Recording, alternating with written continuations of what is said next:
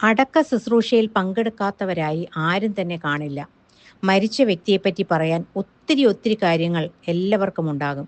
ചിലരൊക്കെ ആർക്കും ഒരു ഗുണം ചെയ്യാത്തവരാണെങ്കിൽ പോലും അന്നേ ദിവസം അവരെപ്പറ്റി വളരെ നല്ല കാര്യങ്ങളാണ് പലപ്പോഴും നാം കേൾക്കുന്നത്. എന്നാൽ ചിലരുടെ അടക്ക ശുശ്രൂഷയിൽ മണിക്കൂറുകൾ കഴിഞ്ഞാലും നിലയ്ക്കാത്ത ജനപ്രവാഹവും അനുശോചന പ്രസംഗങ്ങളും ഉണ്ടാകും. ജീവിച്ചിരിക്കുമ്പോൾ നല്ലത് ചെയ്തവർക്കേ ഇങ്ങനെയുള്ള നല്ല അടക്ക ശുശ്രൂഷ ലഭിക്കുകയുള്ളൂ എന്ന് നാം ഓർക്കുക. അപ്പോസ്തല പ്രവർത്തികൾ 9-ാം അധ്യായത്തിൽ 36 മുതൽ 43 വരെ വായിക്കുമ്പോൾ യോപ്പ എന്ന പട്ടണത്തിൽ നടന്ന ഒരു മരണവും അതേ തുടർന്നുണ്ടായ സംഭവങ്ങളുമാണ് നാം കാണുന്നത്. ലുദ്ദയിൽ നടന്ന അത്ഭുതം നാം കഴിഞ്ഞ ആഴ്ച പഠിച്ചു. ഇന്ന് ലുദ്ദയിൽ നിന്ന് 19 കിലോമീറ്റർ അകലെ യോപ്പ എന്ന പട്ടണത്തിലേക്ക് നമുക്ക് പോകാം. ഒരു തുറമുഖ പട്ടണമാണ് യോപ്പ. യോന പ്രവാചകൻ കപ്പൽ കയറിയത് യോപ്പയിൽ നിന്നാണ്. ഭംഗിയുള്ള എന്നതാണ് യോപ്പയുടെ അർത്ഥം. അവിടെ തബീഥ എന്ന ഒരു ശിഷ്യ ഉണ്ടായിരുന്നു. മാൻപേടയുടെ സൗന്ദര്യവും അഴകും മൂലം സ്ത്രീകൾക്ക് അക്കാലത്തിൽ ഇപ്രകാരം പേടമാൻ എന്ന് പേരിട്ടിരുന്നു. ഭർത്താവിൻ്റെ പേർ പറഞ്ഞിട്ടില്ലാത്തതിനാൽ അവൾ അവിവാഹിതയോ വിധവയോ ആകാമെന്ന് നമുക്ക് കരുതാം. തനിക്കുണ്ടായിരുന്ന ഒരു താലന്തായിരുന്നു തുന്നൽപ്പണി. അക്കാലത്ത് വസ്ത്രങ്ങൾ വാങ്ങുന്നതിനും തുന്നുന്നതിനുമൊക്കെ ചിലവ് കൂടുതലായിരുന്നു. ഇന്ന് പലരും കീറിയ വസ്ത്രങ്ങൾ കളയുകയാണ് പതിവ്. എന്നാൽ കുറച്ചു കാലം മുമ്പ് വരെയും കീറിയത് തുന്നി പരമാവധി ഉപയോഗിച്ച ശേഷം മാത്രമേ തുണി കളയാറുണ്ടായിരുന്നുള്ളൂ. ഈ ക്രിസ്തു ശിഷ്യ തൻ്റെ ഒരു ചെറിയ കഴിവ് ദൈവനാമ മഹത്വത്തിനായി ഉപയോഗപ്പെടുത്തി. അവളുടെ ശുശ്രൂഷ എന്തായിരുന്നുവെന്നോ? വിധവമാർക്കും അനാഥർക്കും ഉടുപ്പുകൾ തുന്നിക്കൊടുക്കുന്ന ശുശ്രൂഷ. അതിലൂടെ അവൾ സമ്പന്നയായി എന്നല്ല ബൈബിൾ പറയുന്നത്, മറിച്ച് അവൾ അത് സന്തോഷത്തോടെ ലാഭേച്ഛ കൂടാതെ ചെയ്തു. ഒരു ബട്ടൺ പോയാൽ ഓടിയെത്തും തബീഥയുടെ അടുത്ത്. ഒന്ന് തുന്നൽ വിട്ടാൽ എത്തും. കുപ്പായത്തിന് നീളം കുറയ്ക്കാനും കൂട്ടാനും ഒക്കെയായി പലരും ആ വീട്ടിൽ വരിക പതിവായിരുന്നു. അവരോടൊപ്പം ചെലവഴിക്കുന്ന സമയം ഒരുപക്ഷെ ഈ ക്രിസ്തു ശിഷ്യ സുവിശേഷവും പറഞ്ഞിരിക്കാം. ആരോടും സംസാരിക്കാനില്ലാതെ വീട്ടിൽ ഒറ്റപ്പെട്ടു പോയവർക്ക് തബീഥയുടെ വീട് ഒരു പകൽ വീടായിരുന്നു. കാഴ്ചശക്തി മങ്ങിയ അമ്മച്ചിമാർക്ക് സൂചിയിൽ നൂൽ ഓർക്കാൻ പറ്റാതെ വരുമ്പോൾ അവർക്കൊരു താങ്ങായിരുന്നു തബീഥ. വസ്ത്രം വാങ്ങാൻ കഴിവില്ലാത്തവർക്ക് തുന്നിക്കൊടുക്കാനും മിനുക്കുപണി ചെയ്യാനുമൊക്കെ മടി കൂടാതെ ചെയ്തു ഈ ക്രിസ്തു ശിഷ്യ. പ്രതിഫലം നോക്കാതെ തങ്ങളുടെ ചെറിയ കഴിവുകൾ പോലും ദൈവനാമ മഹത്വത്തിനായി ചെയ്യുന്ന പലരെയും ഇന്നും നമുക്ക് ചുറ്റും നമുക്ക് കാണാം.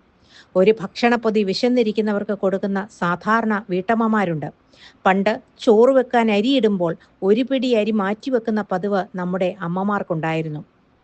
ആവശ്യക്കാർക്ക് അത് കൊടുക്കുമ്പോൾ അവരുടെ മനസ്സിൽ അല്ലെങ്കിൽ മുഖത്ത് വിടരുന്ന പുഞ്ചിരിക്ക് ഒത്തിരി ഒത്തിരി അർത്ഥങ്ങളുണ്ട്.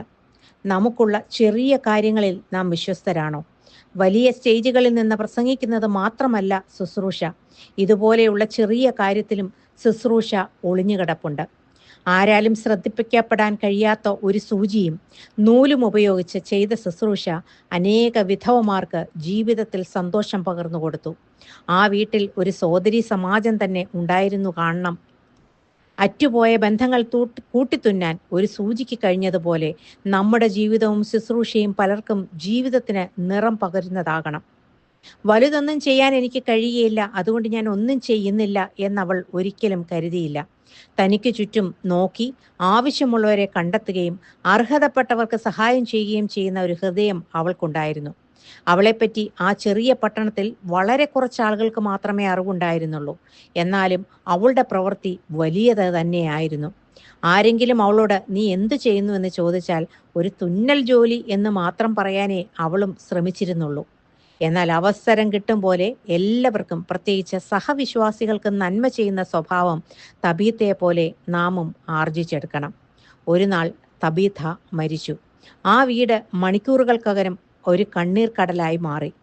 അവർ അവളെ കുളിപ്പിച്ച് മാളിക മുറിയിൽ കിടത്തി. പത്രോസിനെ അവിടെ കൊണ്ടുവരുവാൻ ആളയച്ചു. എന്തിന്? ഒരു നല്ല അടക്ക ശുശ്രൂഷ കൊടുക്കാനാണോ? അല്ല. മരണത്തിന് തബീഥയെ വിട്ടുകൊടുക്കാൻ അവരാരും തയ്യാറായില്ല. ലാസറിനെ ഉയർപ്പിച്ച പോലെ, ബാലികയെ ഉയർപ്പിച്ചതുപോലെ തബീഥയും ഉയർക്കണം എന്നവർ ആഗ്രഹിച്ചു.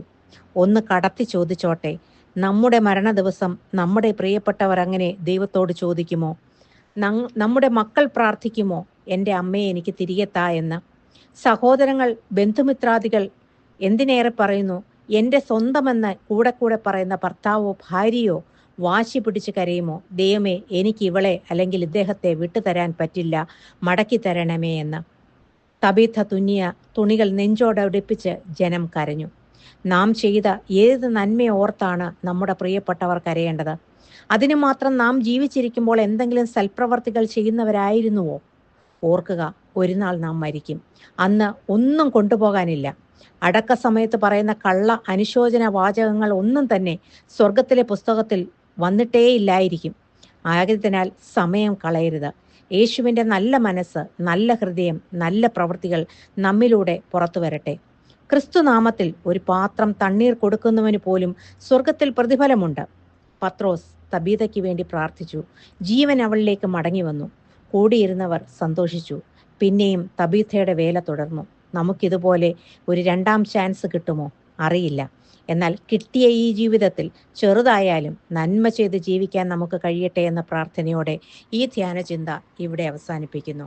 God bless you all.